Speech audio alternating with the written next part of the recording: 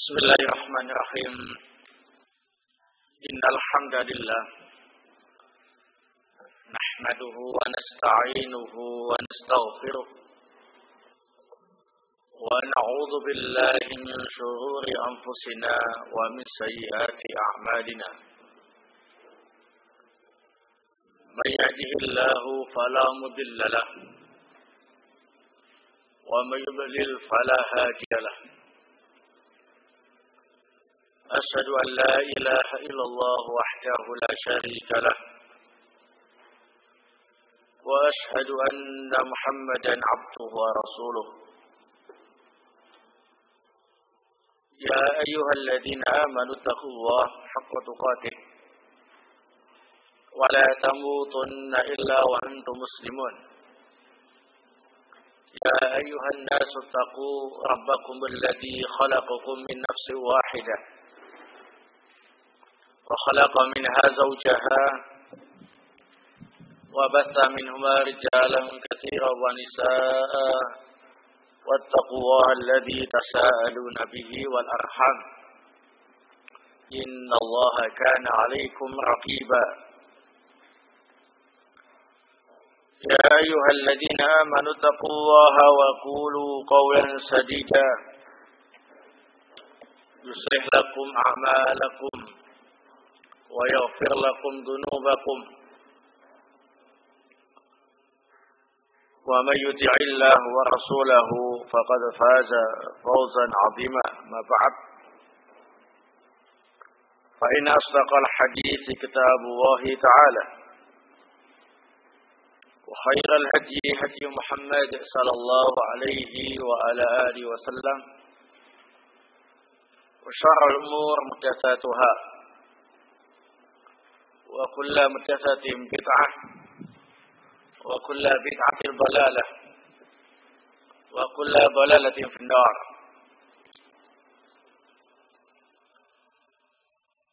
قال الشيخ عبد الرحمن بن ناصر السعدي رحمه الله: الحديث السابع عشر، hadis yang ke-17, at-taqwa, tentang ketakwaan. An Abi Dzar Al-Ghifari radhiyallahu taala anhu qala, dari Abu Dzar Al-Ghifari, semoga Allah taala meridhoinya, ia berkata,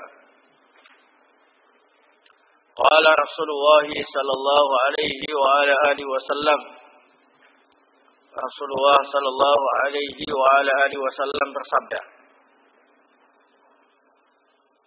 ittaqillah haitsu ma kunta, bertakwalah engkau kepada Allah di mana saja engkau berada. Wa atbi'is sayyi'atal hasanah tamhuha, dan ikutilah perbuatan jelek yang kita lakukan dengan perbuatan baik yang bisa menghapusnya. Wa khaliqin nas bi khuluqin hasan, dan bergaulah dengan masyarakat dengan akhlak yang baik. Rawahu Imam Ahmad wa Tirmidzi. Hadis ini diriwayatkan oleh Imam Ahmad dan At-Tirmidzi. Hadis ini ikhwan fillah azakumullah, sebagian ulama mendhaifkannya, sebagian yang lain menghasankannya. Di antaranya ialah Asy-Syalbani rahimahullah dalam kitab beliau Shahihul Jami' mengatakan hadis ini hasan. Adapun kebanyakan ulama hadis mengatakan hadis ini dhaif, disebabkan banyak cacat. Yang pertama, Habib bin Abi Thabit meriwayatkan dengan an-anah, pakai an begitu ya, tidak meriwayatkan dengan haddatsana atau akhbarana atau sami'tu. Nah, kemudian cacat yang kedua,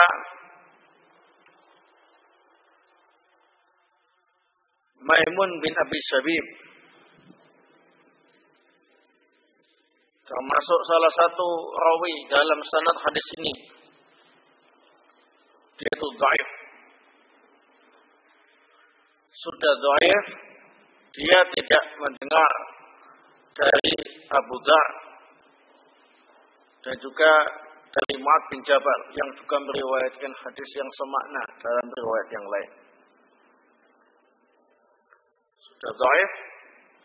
Maimun bin Abi Syabib tidak mendengar dari siapa ini? Abu Dzar dan Mu'adz bin Jabal yang merupakan sahabat perawi hadis ini.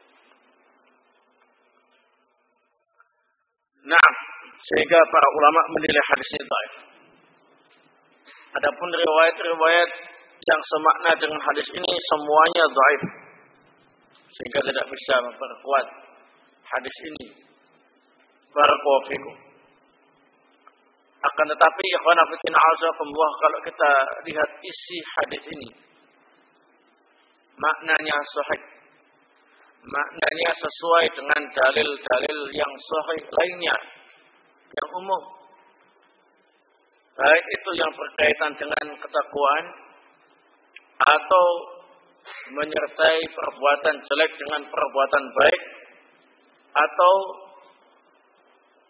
berakhlak yang baik ketika bermuamalah dengan manusia. Ini memiliki dalil-dalil tersendiri yang lain yang sahih, sehingga bisa kita kaji makna hadis ini dengan dalil-dalil yang lain tadi itu. Barakallahu fikum. Dalam hadis ini, kalau kita lihat maknanya, ada dua atau tiga, ya. Ada tiga permasalahan yang dijelaskan. Yang pertama ialah tentang masalah takwa.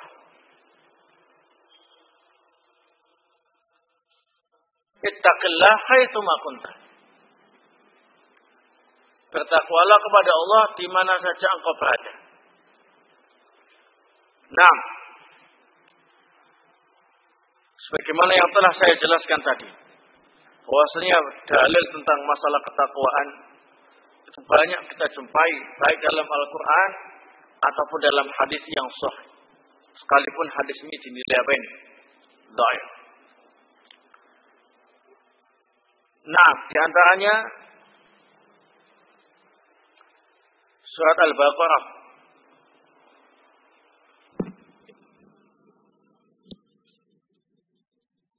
ayat 177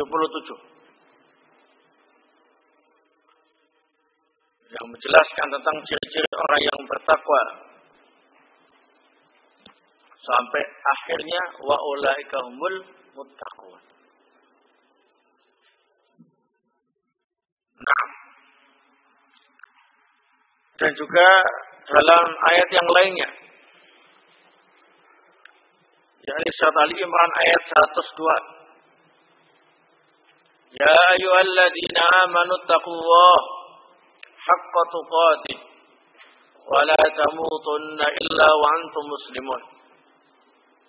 Wahai orang-orang yang beriman, bertakwalah kalian kepada Allah dengan ketakwaan yang sesungguhnya, dan janganlah kalian mati kecuali dalam keadaan muslim. Dan masih banyak lagi dalil-dalil dari Al-Quran seputar masalah ini, ketakwaan. Nah, barakallahu fikum.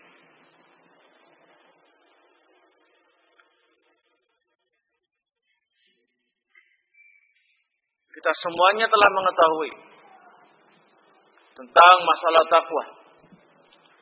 Bahwasanya takwa itu ialah melaksanakan perintah dan meninggalkan larangan. Ini definisi yang paling simpel dan paling menyeluruh, ya. Melaksanakan perintah dan meninggalkan larangan. Sehingga dalam melaksanakan ketakwaan ini kita harus melaksanakan tiga perkara. Yang pertama ialah al-ilm.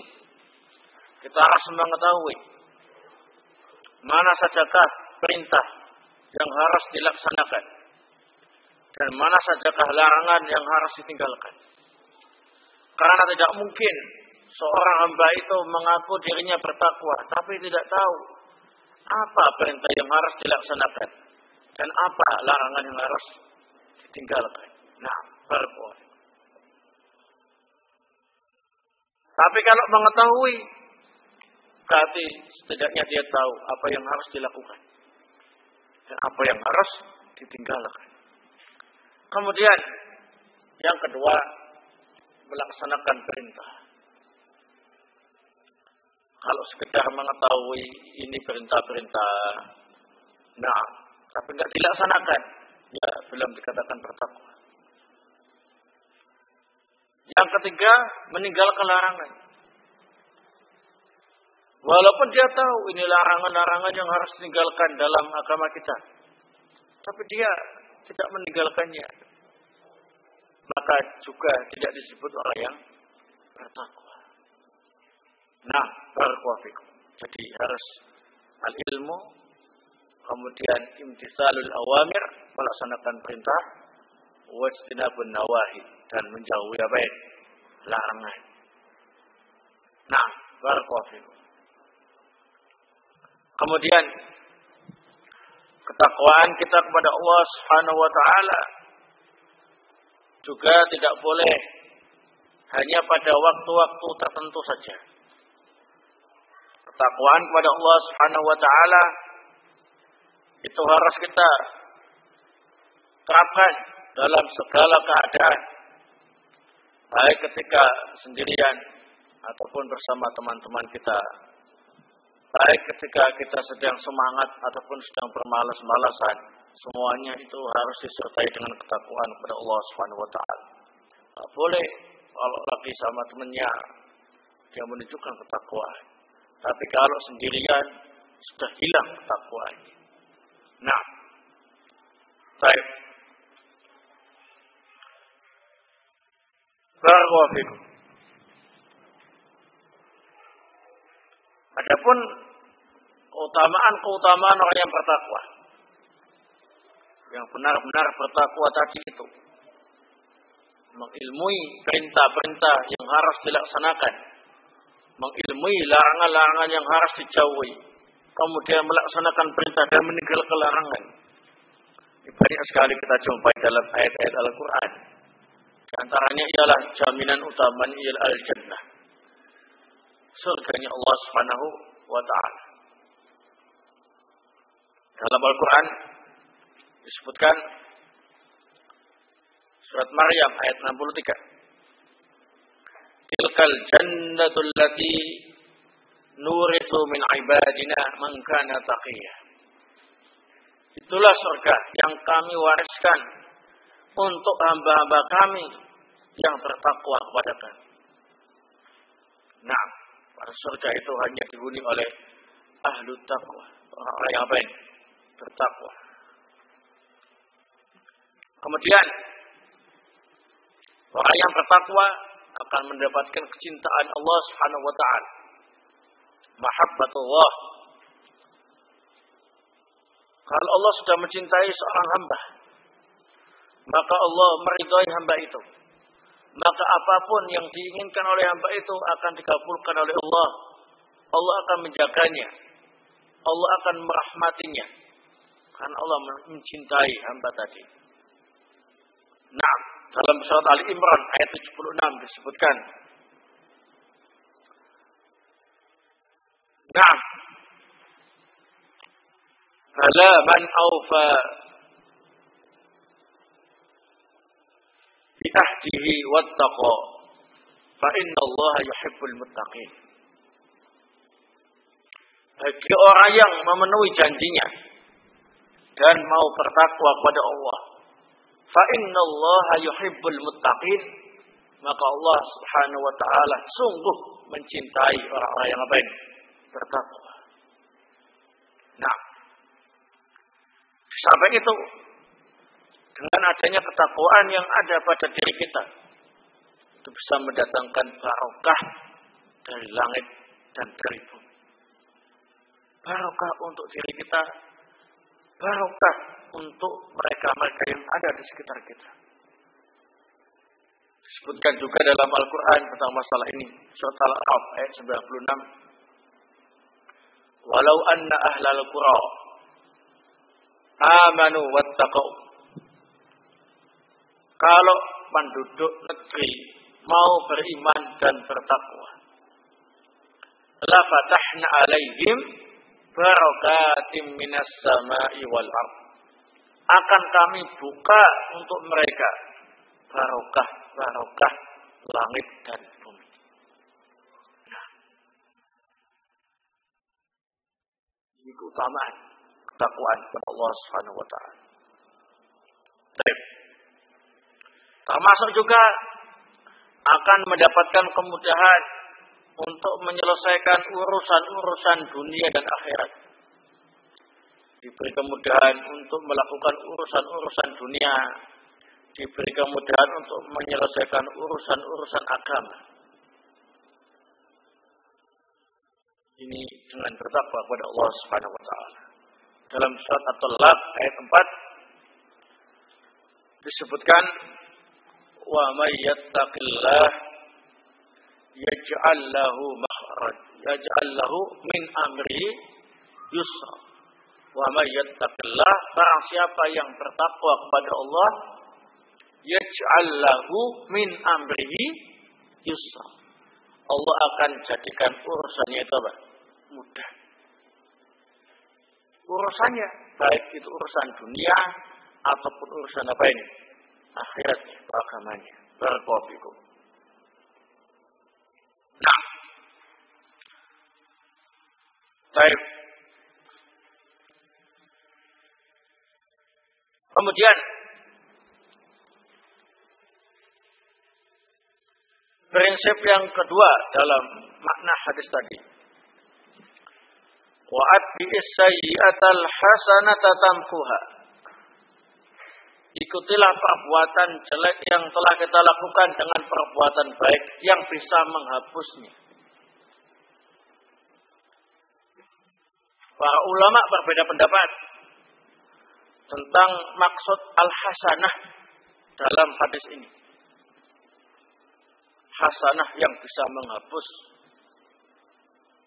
kejelekan yang telah kita lakukan dalam hadis ini. Sebagian berpendapat yang dimaksud dengan al-hasanah di sini adalah at-taubah. Taubat.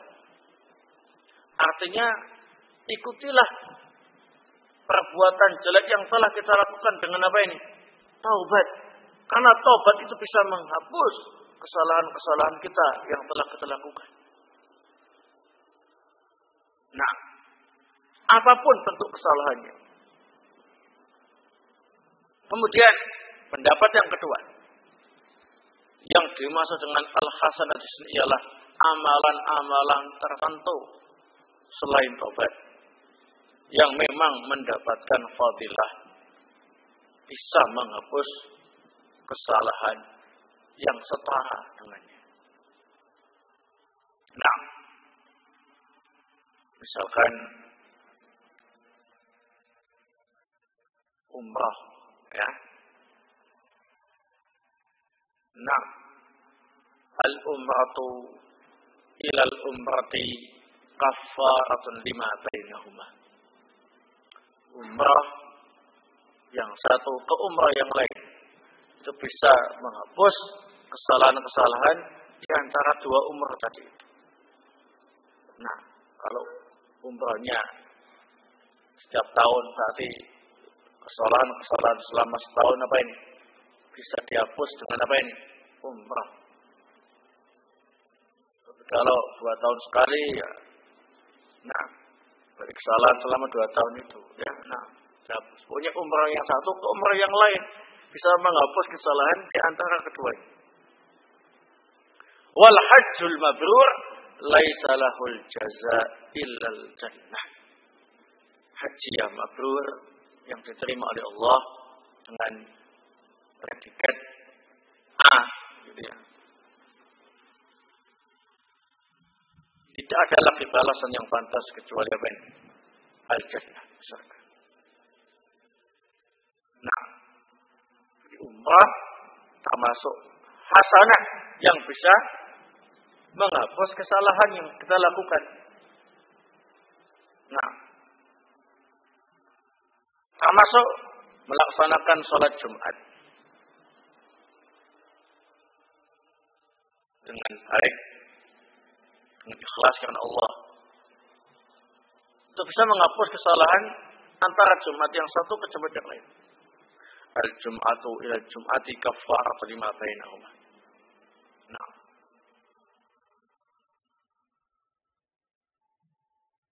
baik, barakallahu fikum. Mana pendapat yang rajih di antara dua pendapat yang ada?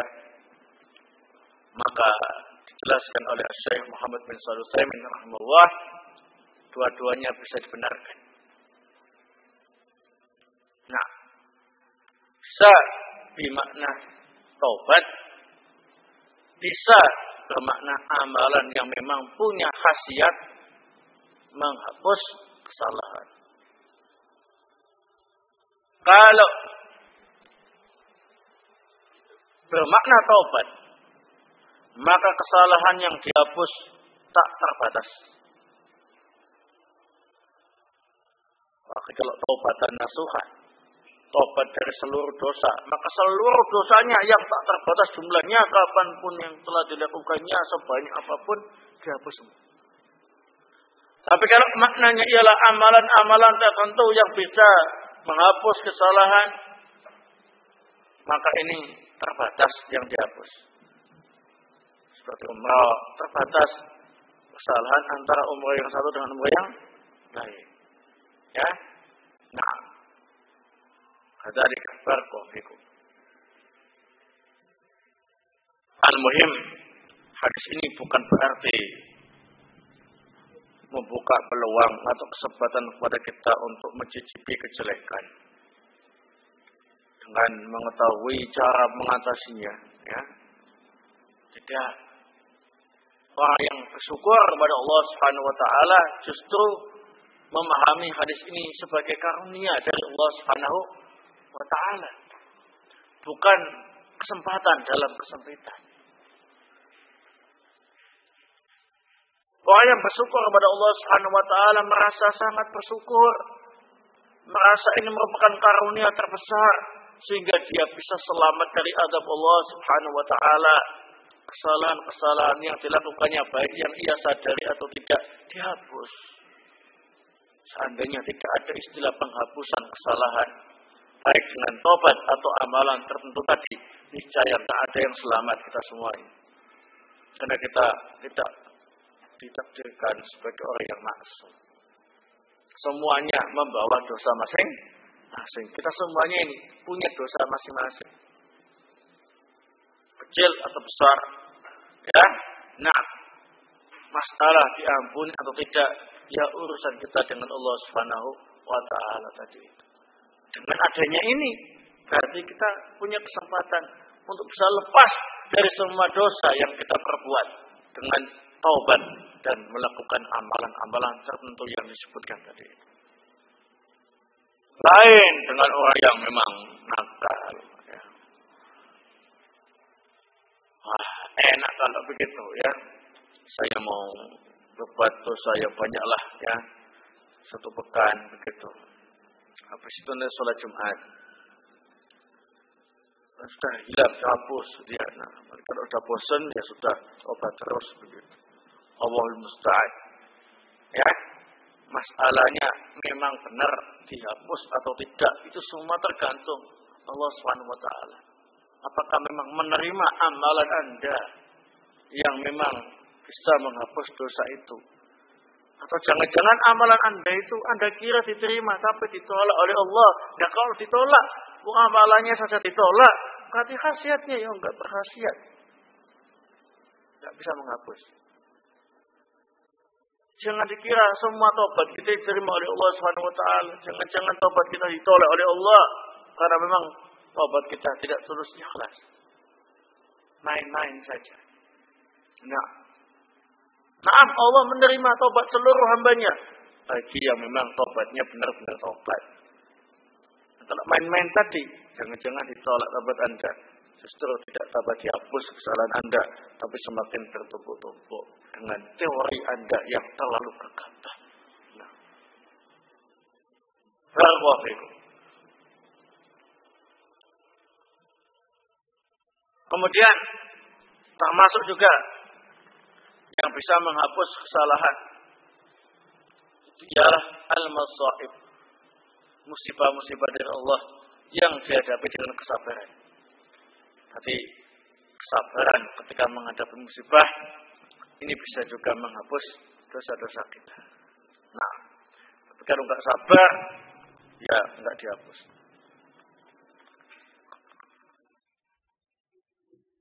Baik.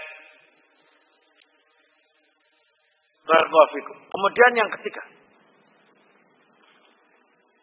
wa khaliqin nas bi khuluqin hasan. Bergaulah dengan manusia dengan akhlak yang baik. Akhlak yang baik bila terkait dengan sesama manusia ialah akhlak yang dicontohkan oleh Rasulullah Sallallahu Alaihi Wasallam ketika beliau bergaul di tengah-tengah masyarakat. Baik atau tidak baik akhlaknya itu terkait dengan akhlak yang diajarkan oleh Rasulullah Sallallahu Alaihi Wasallam. Nah, bukan tata krama atau kebiasaan masyarakat setempat. Nah, kalau ternyata tata krama masyarakat setempat tidak sesuai dengan akhlak yang diajarkan oleh Rasulullah Sallallahu Alaihi Wasallam, maka itu jelek. Nah, contoh, pada saat zaman jahiliyah dulu, masyarakat setempat itu punya tata krama. Apa itu?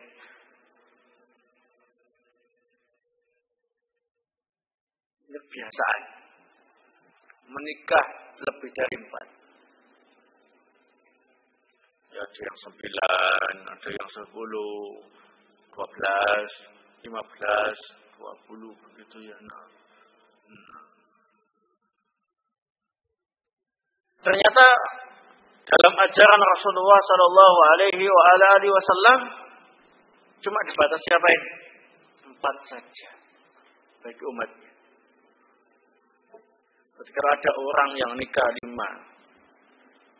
ini berarti menurut tata cara orang jahiliyah dulu sesuai dengan adat. Baik itu ya, menjaga adat ya kan. Tapi menurut ajaran Islam itu berarti apa ini? Tidak beradab. Nah, ada pelanggaran ya kan.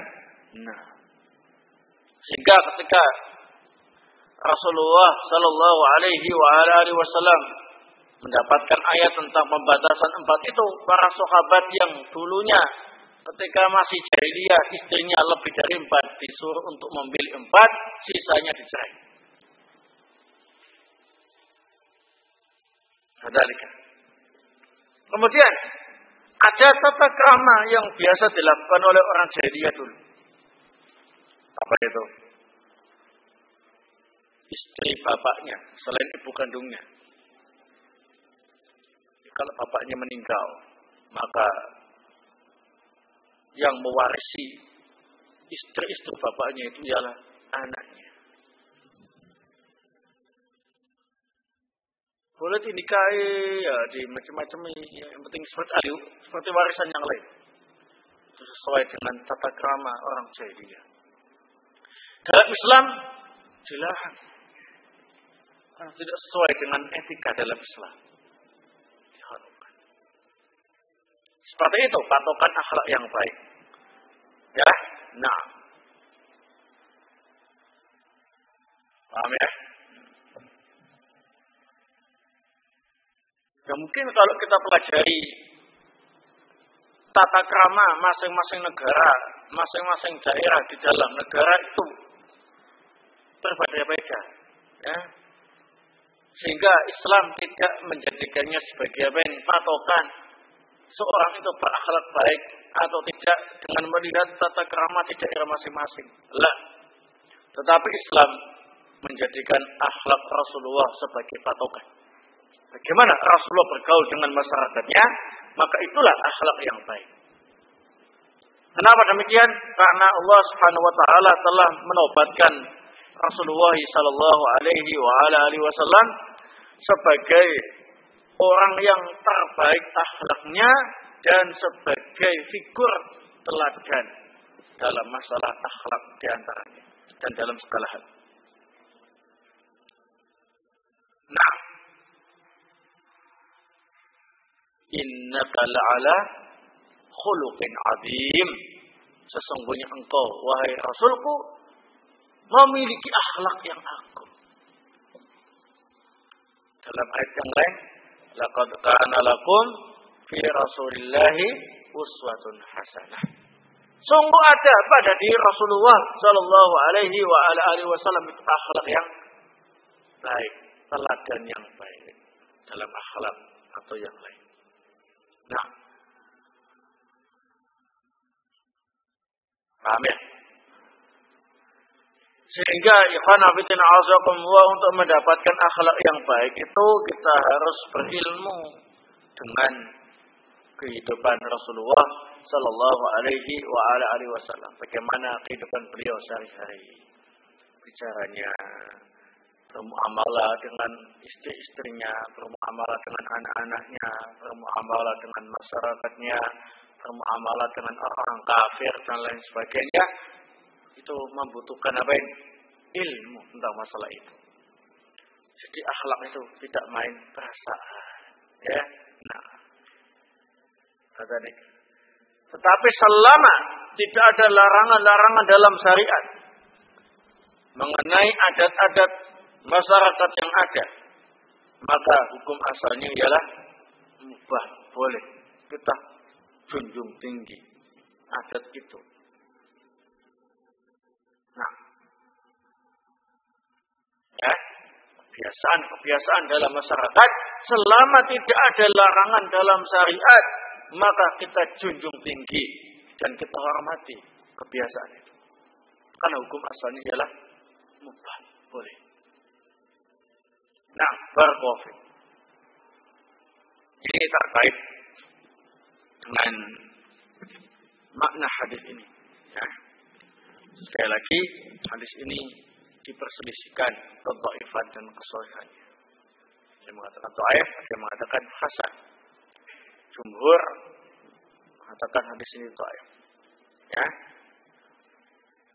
Dhaif. Maka tetapi maknanya apa tadi? Sahih berdasarkan dalil-dalil umum yang menjelaskan kandungan hadis tadi itu. Nah, barakallahu.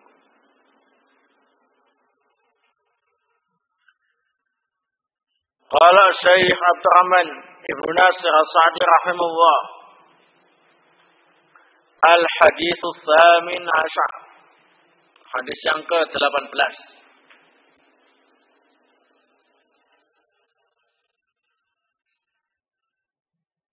An Abdul Zulumat. Kezaliman ialah kegelapan. An Abdullah bin Umar radhiyallahu taala anhuma qala qala Rasulullah sallallahu alaihi wa ala alihi wasallam. Dari Abdullah bin Umar, semoga Allah taala meridai keduanya, ia berkata, Rasulullah sallallahu alaihi wa ala alihi wasallam bersabda, Az-zulmu zulumat yaumal qiyamah. Kezaliman itu akan menjadi kegelapan-kegelapan besok pada hari kiamat. Muttafaqun alaih. Hadis ini disepakati oleh Bukhari dan Imam Muslim. Nah, yang dimaksud dengan kezaliman, karena bacaan azakumullah, ialah lawan dari keadilan. Apa keadilan itu? Keadilan itu ialah wad'u syai' fi mawdi'ihi. meletakkan sesuatu pada tempatnya. Sehingga dengan definisi ini keadilan itu sama dengan apa ini? Al-hikmah, kebijaksanaan. Adil dan bijaksana. Semakna dalam bab ini. Berarti yang namanya kedzaliman ialah wad'u syai' fi ghairi mawdi'ihi, meletakkan sesuatu tidak pada tempatnya. Baik dalam bermuamalah dengan Allah Subhanahu wa taala maupun dalam hal bermuamalah dengan sesama makhluk. Contoh, yang namanya ibadah dengan segala bentuknya itu harusnya kan dipersembahkan untuk siapa itu? Allah Subhanahu wa taala. Nah, wa ma khalaqtul jinna wal insa illa liya'budun. Tidaklah aku ciptakan jin dan manusia kecuali untuk beribadah kepadaku. Ada orang yang kemudian mempersembahkan salah satu dari segala bentuk ibadah tadi itu untuk selain Allah. Tindakannya zalim apa tidak? Zalim. Karena meletakkan sesuatu tidak pada tempatnya. Oleh sebab itulah dalam surat Luqman ayat 13 disebutkan inna syirka la dzulmun 'adzim. Sesungguhnya kesyirikan itu termasuk kedzaliman yang besar. Karena syirik itu tidak lain ialah mempersembahkan ibadah yang harusnya untuk Allah tapi diberikan kepada selain Allah, sehingga bentuk kedzaliman. Dan termasuk zalim yang terbesar karena terkait dengan perampasan hak Allah Subhanahu wa taala. Langsung berkaitan dengan hak Allah Subhanahu wa taala. Nah, dalam masalah muamalah sama hamba demikian. Seorang yang memiliki harta warisan, karena dia meninggal dunia, meninggalkan harta warisan. Harusnya harta warisan ini kan diberikan kepada siapa ini? Ahli warisnya.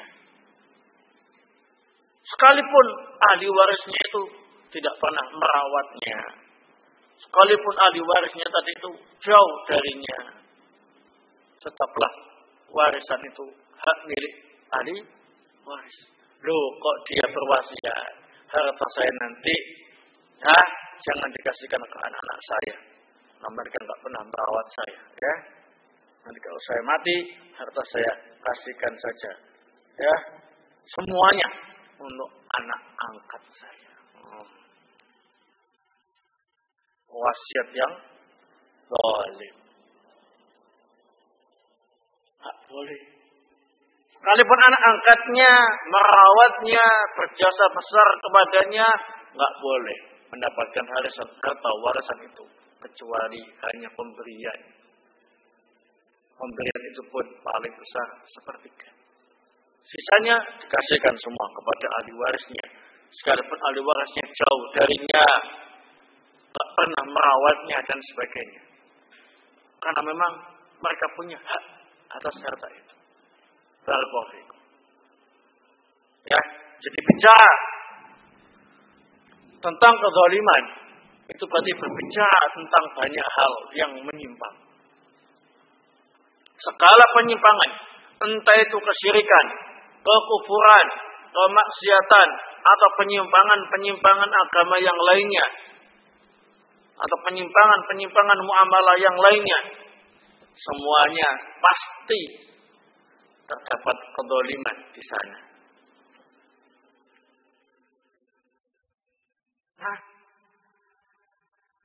Jual beli yang diharamkan, di antaranya sebabnya ialah adanya unsur apa ini? Mendolimi, tidak lain. Ya, nah, yang menyebabkan pihak lain tidak ridho, tapi didolimi. Ya, pokoknya kalau bicara tentang kedzaliman berarti berbicara tentang seluruh jenis penyimpangan dalam agama, kesyirikan, kekufuran, kemaksiatan, bid'ah, ya, na'am, atau penyimpangan-penyimpangan yang lain. Barakallahu fikum. Disebutkan di sini bahwasanya kezaliman itu ada 3 jenis. Wa dzulmu salasatu anwa'. Kezaliman ada 3 jenis. Nau'un la yaghfiruhu Allah. Ada kezaliman yang tidak diampuni oleh Allah jika mati belum sempat bertobat. Ada kata-kata jika mati belum sempat bertobat. Ini semuanya kalau mati belum sempat apa ini? Bertobat ya. Nah, kalau sebelum mati bertobat ya semua dosa kalau dimintakan tobatnya ya diampuni oleh Allah ya. Semuanya ini bila mati belum sempat bertobat. Kezaliman yang tidak diampuni oleh Allah Subhanahu wa taala yaitu asyirku billah, kesyirikan tadi itu. Berdasarkan surat An-Nisa ayat 48, innallaha la yaghfiru ayyushraka bih. Sesungguhnya Allah Subhanahu wa taala tidak mengampuni dosa syirik. Ulama berbeda pendapat. Dosa syirik yang tidak diampuni oleh Allah ketika orangnya mati belum sempat bertobat itu syirik besar ataukah syirik kecil? Ataukah dua-duanya? Sebagian mengatakan yang tidak diampuni itu ialah syirik besar. Syirik kecil diampuni. Masih ada kemungkinan diampuni. Sebagian lagi berpendapat umum syirik besar, syirik kecil sama-sama tidak diampuni oleh Allah Subhanahu wa taala. Dan pendapat inilah yang dipilih oleh Syekhul Islam Ibnu Taimiyah rahimahullah. Karena umum. Innallaha la yaghfiru ayyushraka bih. Allah tidak mengampuni orang yang berbuat dosa syirik. Tidak disebutkan syirik besar atau syirik kecil. Sehingga kalau mati belum sempat bertobat, pelaku dosa syirik besar maupun dosa syirik kecil tidak diampuni oleh Allah Subhanahu wa taala. Hanya saja para ulama sepakat kalau pelaku dosa besar syirik besar itu kekal di neraka, kalau syirik kecil tidak kekal di neraka. Perbedaannya tadi itu, yang satu masih ada kesempatan diampuni, pendapat yang kedua tidak diampuni, alias harus ditebus dengan azab sampai batas waktu yang dikehendaki oleh Allah Subhanahu wa taala baru diampuni, baru diangkat dari neraka. Hati-hati dengan yang namanya kesyirikan. Nah, ada yang bertanya, nah kalau seandainya orang ini sudah beramal banyak, ya, sudah 50 tahun lah beramal banyak, beramal soleh, ya, tapi ternyata dia melakukan kesyirikan, syirik besar yang menyebabkan habis itu amalannya. Kemudian dia bertobat dari syirik besar itu. Terus mati. Gimana itu? Masuk surga, masuk neraka?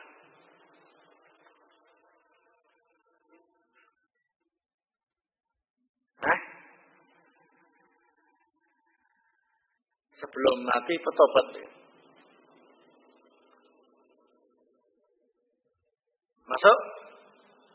Masuk surga. Bagaimana dengan amalannya yang 50 tahun tadi yang terhapus? Tetap dihapus, dianggap amalannya ya cuma obatnya saja itu. Ataukah amalan selama 50 tahun tadi dikembalikan seperti semula karena tobatnya? Nah, gimana jawabannya?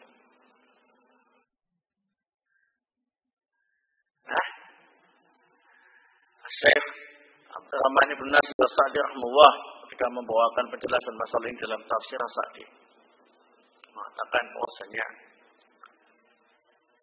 amalan-amalan yang baik tadi itu yang sudah terhapus dengan bertobat dari kesyirikan semuanya dikembalikan oleh Allah Subhanahu wa taala.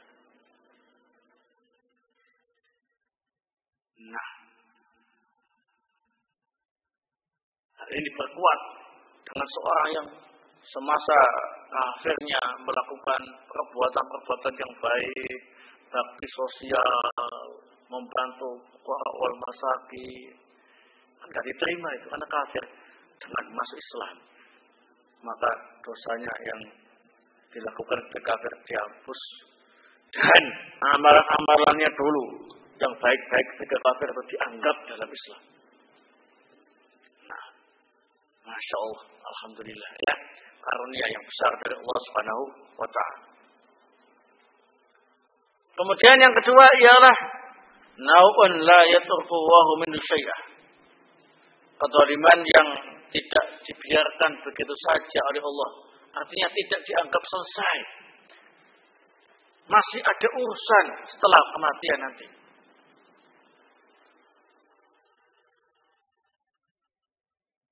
Ini kezaliman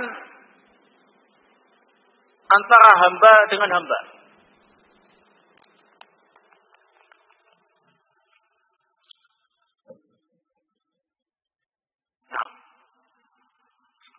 Orang yang hutang melarikan diri, enggak mau bayar,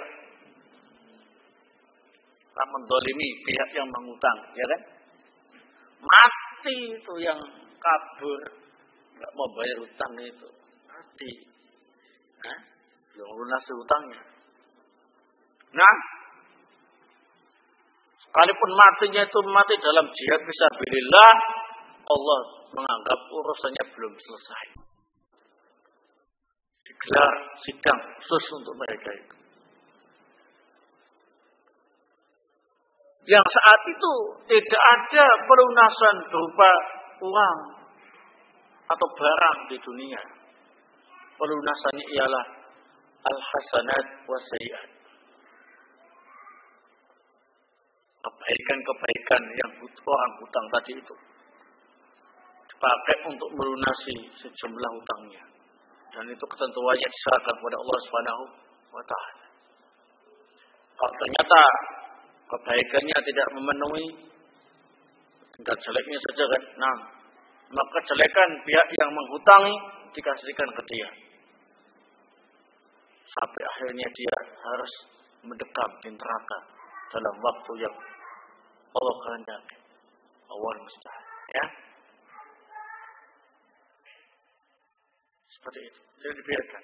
Jangankan kezaliman manusia dengan manusia, binatang dengan sesama binatang saja tidak dianggap beres oleh Allah dengan kematian. Besok akan digelar persidangan antara binatang. Nah, mereka dibangkitkan juga. Khusus yang ada kasus dengan teman-teman sesama binatangnya. Nah, seperti kasus kambing yang tidak punya tanduk, yang ditandui sama kambing yang tanduknya tajam ya, sampai mati, sampai sakit, sampai cacat ya. Nah, maka gelar persidangan antar kambing tadi itu. Nah, yang bertanduk ditandui sama apa ini? Yang tidak bertanduk, wallahu ta'ala bisawab dengan apa? Ya, mungkin dikasih tanduk buatan atau yang lain, wallahu ta'ala bisawab. Yang penting diadili di sana. Setelah puas dua-duanya, nah mereka kemudian dihancurkan oleh Allah Subhanahu wa Ta'ala dan jadi tanah. Kalau manusia, imma ilal jannah wa imma ilal nar. Ya, nah barakallahu. Maka hati-hati kalau kita punya masalah dengan manusia itu, segera diselesaikan sebelum ajal tiba. Nah, segera minta maaf, minta halal sebelum ajal tiba. Karena kalau sampai digelar persidangan di akhirat nanti itu, nah, yang ada ialah al-hasanat wa sayyi'at. Waliyadzubillah. Yang ketiga, nau'un tahta masyiatillah. Kezaliman yang di bawah kehendak Allah. Kalau mengendaki ya diampuni, kalau tidak mengendaki ya diazab, tapi habis itu kemudian dimasukkan ke dalam surga. Ini dosa hamba kepada Allah selain kesyirikan dan kekufuran. Nah, dosa-dosa manusia selain kekufuran dan kesyirikan itu tahta masyiatillah, di bawah kehendak Allah. Kalau Allah menghendaki, dah antum tak maafkan, walaupun catatan dosanya, masya Allah ya, banyak sekali, diampuni, langsung bisa masuk surga. Tapi kalau Allah tidak menghendaki, kami itu dosanya banyak. Allah enggak menghendaki, ya harus diadab sejumlah dosanya di neraka. Allahul musta'an. Nah, kata dia, siapa yang Allah kehendaki diampuni, siapa yang Allah kehendaki tidak diampuni, itu terserah Allah yang Maha Kuasa. Hakim, skala hakim dari kiamat nanti itu. Gak ada yang berani protes. La yus'alu amma yaf'al wa hum yus'alun. Tindakan Allah tidak boleh ditanya, karena Allah berkuasa. Justru manusia yang akan diminta pertanggungjawaban atas perbuatan-perbuatan mereka. Barakallahu. Nah, sehingga di sini perlu saya sampaikan bahwasanya akibat kezaliman yang dilakukan ialah zulumat, kegelapan pada hari kiamat nanti. Ya, kegelapan ya berupa kesulitan di hari kiamat, ya bahkan kegelapan dalam neraka. Nah, baik. Qala Asy-Syaikh Ibnu Nasir As-Sa'di rahimahullah, al-hadits at-tasi' asyar. Hadis yang ke-19. Syukur ni'am. Mensyukuri nikmat. Ni'am itu jamak dari apa ini? Nikmatun. Nikmatun jamaknya ni'am. Nikmat.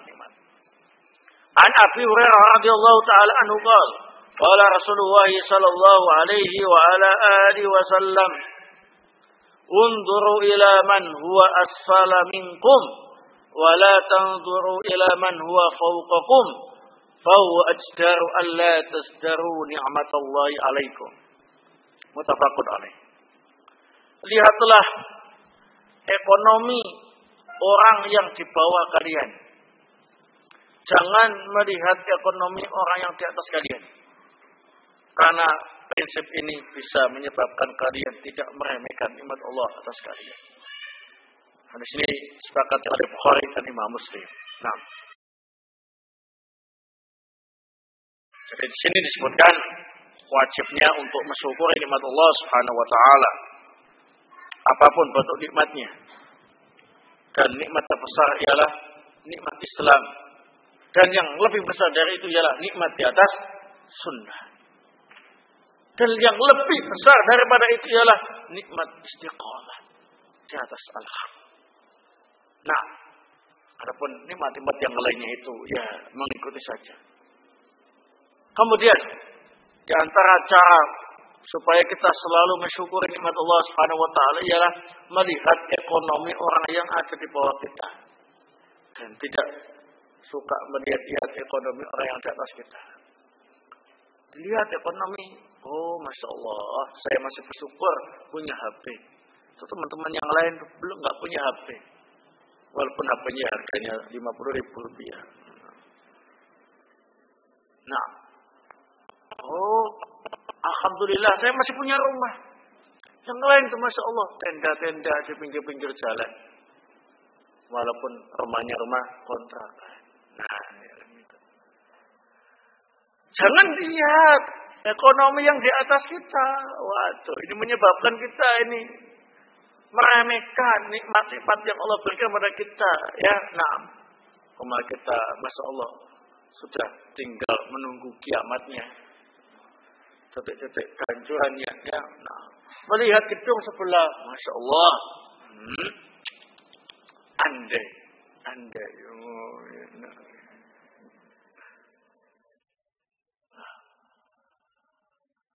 Kalau lihat kayak gitu, rasa-rasanya rumah kita yang tinggal tunggu kiamatnya tadi itu sudah nggak ada rupanya. jelek-jelekan, pokoknya macam-macam keluhan, macam-macam. Akhirnya tidak mensyukuri nikmat Allah Subhanahu wa taala. Ini cara yang tepat, cara mensyukuri nikmat Allah Subhanahu wa taala. Jadilah kita hamba-hamba yang bersyukur kepada Allah Subhanahu wa taala dan senantiasa berdoa sebagaimana doa Rasulullah sallallahu alaihi wasallam agar dijadikan sebagai hamba yang bersyukur. Nah, seperti yang diajarkan setiap kali selesai sholat wajib, ya. Nah, Allahumma a'inni ala dzikrik wa syukrik wa husni ibadatik. Ya Allah, tolonglah aku untuk selalu berzikir kepadamu, bersyukur kepadamu, dan baik dalam beribadah kepadamu. Barakallahu fikum. Nah, wallahu ta'ala bissawab. Ada pertanyaan, jadi syirik besar tidak kekal di neraka? Salah. Syirik besar kekal di neraka kalau mati belum sempat bertobat. Yang tidak kekal di neraka itu syirik kecil.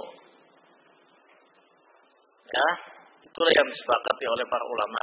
Syirik kecil tidak kekal di neraka. Yang diperselisihkan itu masih ada kemungkinan diampuni atau tidak. Satunya masih ada kemungkinan sehingga gak pakai masuk neraka. Satunya tidak ada kemungkinan diampuni. Artinya harus diadab dulu di neraka. Tapi gak kekal, ya. Nah, jangan salah paham, ya. Nah, bagaimana dengan bunuh diri? Dosa besar. Masih ada kemungkinan diampuni oleh Allah Subhanahu wa taala. Tapi ya, jangan terlalu berharap diampuni, ya. Nah, bahaya itu. Kalau melakukan dosa itu ya, yang kita terapkan bukan roja, khauf, takut, jangan-jangan nggak dapat pengampunan, ya. Begitu.